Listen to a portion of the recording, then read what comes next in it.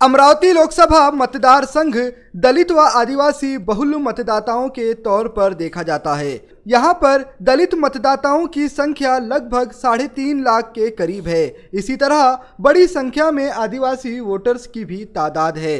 यह सीट बीते 3 चुनावों से दलित सुरक्षित सीट के तौर पर जानी जाती है। यहाँ से शिवसेना के आनंदराव अड़सुल बीते 10 सालों से लगातार सांसद हैं। इसी तरह इस बार भी वह इसी सुरक्षित सीट से अपनी किस्मत आजमा रहे हैं। भारतीय जनता पार्टी की कार्यशैली को लेकर दलित मतदाताओं में काफी रोष है और दलित मतदाता नहीं चाहते कि उनके वोटों का विभाजन हो। इसके साथ ही यूपीए समर्थित उम्मीदवार नवनीत कौर राणा को लेकर भी दलित मतदाताओं में भारी संशय नजर आता है। उनकी अप्रत्यक्ष कार्यशैली और हरेक से दुश्मनी को लेकर दलित मतदाताओं में भ्रम की स्थिति बनी हुई है।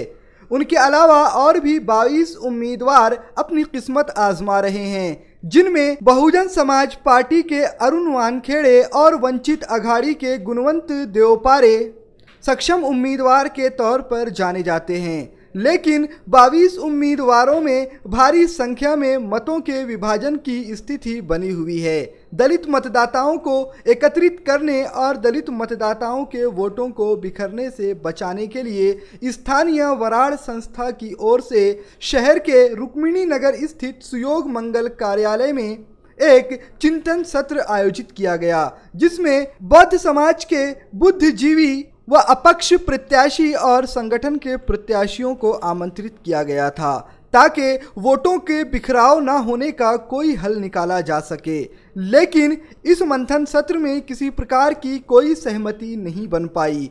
इसके उलट प्रत्याशी एक दूसरे पर आरोप प्रत्यारोप करते नजर आए और अपक्ष प्रत्याशी विनोद गाड़े ने सीधे तौर पर यह आरोप लगाया कि यह मंथन सत्र सिर्फ और सिर्फ गुणवंत देवपारे को एससी समाज का उम्मीदवार घोषित करने के लिए आयोजित किया गया था। जय भीम। मी विनोद गाड़े, आंबेडकरवादी रिपब्लिकन पार्टी तर्फे अमरावती लोकसभा मतदारसंघामध्ये मी आपली उमेदवारी जाहीर केली होती। आज इथे बहुजन रिपब्लिकन ऐक्य या नावाच्या खाली मला इथल्या आयोजकांनी इथे बोलवलं होतं। आम्हाला अतिशय धोक्यात ठेवून ह्या इथल्या विश्वासघात करत आमच्यासोबत ह्या कार्यक्रमाला आम्हाला बोलवलं गेलं। आम्हाला सांगितलं गेलं होतं की हे रिपब्लिकन ऐक्य आणि बहुजन ऐक्य हे बाबासाहेबांच्या वैचारिक लेवलवरती होईल। इथले जितके पदाधिकारी आणि कार्यकर्ते येतील त्यांनी रिपब्लिकन ऐक्यासाठी एकत्रित यायला लागलं असतं आणि बाबासाहेबांचे विचारांचे वारसदार असून इथे रक्ताच्या नात्याबद्दल बोलल्या जाणार नाही, या उमेदीने आम्ही इथे समाजासाठी एकत्रित झालो। परंतु कोणत्याही उमेदवाराचं मत व्यक्त न करता इथल्या आयोजकांनी इथल्या उमेदवारांना विश्वासात न घेता आपल्यातर्फे 2 उमेदवारांची नावे कार्यक्रमाच्या सुरुवातीलाच डिक्लेअर करून टाकली। हे अतिशय समाजासोबत धोकाधडी आहे मला असं वाटते। आणि ज्या लोकांनी इथे हा मुद्दा मांडला की आम्ही सत्तेसाठी इथे लढा देत नाही, आम्ही समाजासाठी लढा देत आहोत, तर मला नाही वाटत की इथे आजपर्यंत जितके पक्ष असतील त्यांनी सेकंड लीडरशिप जे तरुणाईची लीडरशिप असेल त्यांची लीडरशिप इथे निर्माण केलेली असेल। आणि त्या लोकांनी मला वारंवार धमकी दिली आहे। वंचित आघाडीच्या लोकांनी दबाव तंत्र वापरून इथे प्रत्येक उमेदवाराला जबरदस्ती पाठिंबा देण्यास भाग पाडण्यात आहेत आणि या लोकांनी या दबाव तंत्र वापरून लोकशाहीचं घराणेशाहीचं पुन्हा एकदा निर्माण केलेली आहे।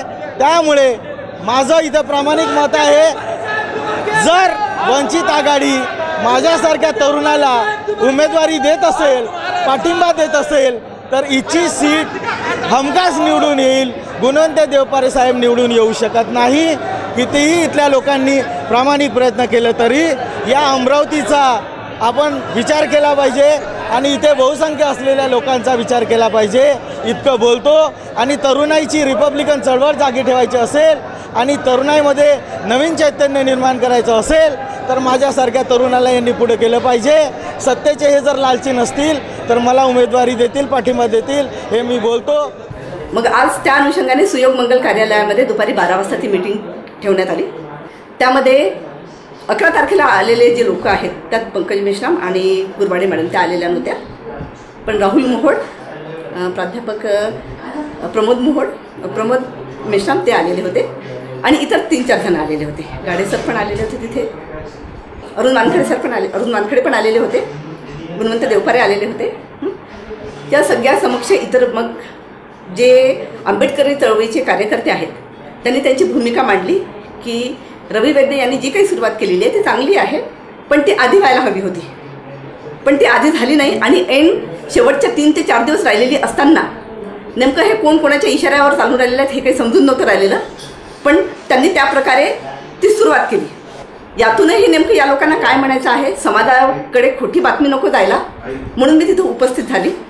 खरं तर आमच्या पार्टीचं जी पीपल्स पार्टी ऑफ इंडिया आहे त्यामध्ये कोणीच एकटं कोणताही उमेदवार म्हणा हा स्वतः एकटा डिसिजन घेऊ शकत नाही, कारण की त्याचं ठरलेलं आहे ती तिथली जी आमची मेन कोर कमिटी आहे तीच डिसिजन घेईल आणि उमेदवाराला ती मान्य राहील। पण मी इथं स्पेशल आमच्या कोर कमिटीच्या लोकांना विनंती केली की सर, अमरावतीचे सगळे लोक समाजात एकत्रित येऊन राहिलेले आहेत, समाजाचं एकीकरण होते आहे, कोणी प्रयत्न करतात तर आपण त्याला साथ दिली पाहिजे। त्या अनुषंगाने आम्ही गेलो तिथं गेल्यानंतर आम्हाला हेच लक्षात आलं की उमेदवार निवडीचे जे काही निकष आहेत ते सगळ्यांना सांगतील, ते एकमेकांसोबत चर्चा करतील आणि त्यानंतर ते बोलल्या जाईल। पण नंतर माननीय रवी वैद्यांनी स्टेजवरून असं डिक्लेअर केलं की या सगळ्या गोष्टीमध्ये इथं आम्हाला 2च उमेदवार योग्य वाटतात, ते म्हणजे अरुण वानखडे आणि गुणवंत देवपारे। तर त्याच्यामुळे आम्ही बाकीचे भांबावलेत, कारण की जर सर्व लोकांच्या संमतीनेच उमेदवार ठरवणार होते तर त्यांनी असं अचानक असं कसं म्हटलं की हे 2च लोक योग्य वाटत आहेत? मग त्यांना कोणत्या दृष्टीने योग्य वाटत आहेत? का फक्त लोकांजवळ पैसा असला म्हणून ते योग्य आहेत का? तुम्ही निकष काय लावता, उमेदवाराचे निकष काय लावता? जो लोकसभेमध्ये तुम्हाला पाठवायचा आहे का तो वेल क्वालिफाईड नको, सोबतच का त्याचं सामाजिक काम नको का? त्याचे सामाजिक काम असायला हवं, ते वेल क्वालिफाईड असायला पाहिजे। आणि त्यांनी आर्थिकच्या याच्यावर जरा जास्त भर दिला आहे, तर मला असं वाटते हे आर्थिक किंवा त्याची आर्थिक बाजू मजबूत असायला हवी। हे जे लोकांमध्ये भ्रामक कल्पना पसरवण्यात आलेली आहे ती अतिशय चुकीची आहे। आता जेव्हा मी फील्डमध्ये उतरलेली आहे तेव्हा मला लक्षात येतं, जर तुमचं समाजामध्ये काम असेल तर तुम्हाला पैसा फेकायची काहीच आवश्यकता नाही, तुमचं कामच सगळीकडे बोलतं। तर फक्त त्या 2 निकषांनी जर ते त्यांना ठरवत असतील तर ते अतिशय चुकीचं झालेलं होतं। त्याच्यामुळे त्या सगळ्या गोष्टींवर जेव्हा मला बोलायची वेळ आली तेव्हा मी तिथं बोलली की यांनी आमची फसवणूक केलेली आहे, यांनी उमेदवाराचा निकष हा सगळ्यात शेवटी होईल असं सांगितलं, पण आयोजित करणारे रवी वैद्य यांनी ते आधीच सांगून दिलं। त्याच्यामुळे बाकीच्यांना विश्वासात न घेता या सगळ्या गोष्टी करण्यात आल्या।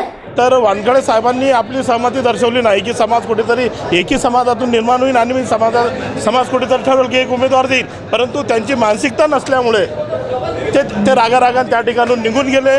मला असं म्हणायचं आहे की त्यानंतर देवपारे साहेबांचं थोडंफार छोटंकणी भाषण झालं, त्यांनी समाजाला उद्देशून काहीतरी समाजाला समजावण्याचा प्रयत्न केला, समाजाला त्यांची उमेदवारी कशासाठी याच्याबद्दल त्यांनी सांगितलं। परंतु 2 मोठे उमेदवार जर आपसामध्ये मतभेद ठेवत असाल, ते समाजाला समजून घेतात, समाज काय ठरवत आहे ते समाजाचे ते मोठे उमेदवार आंबेडकरी विचाराचा गैरफायदा घेऊन त्या आंबेडकरी समाजाच्या भावना जर समजत नसेल तर ते जेव्हापर्यंत ते 2 उमेदवार ॲडजस्टमेंट करणार नाही, ते आपसामध्ये ठरवणार नाही। आम्ही लहान उमेदवार आहोत, आम्ही काय मोठे जर उमेदवार जर एकत्र आले तर आम्ही आमच्या समाजाचे मत विकृती जाणार नाही।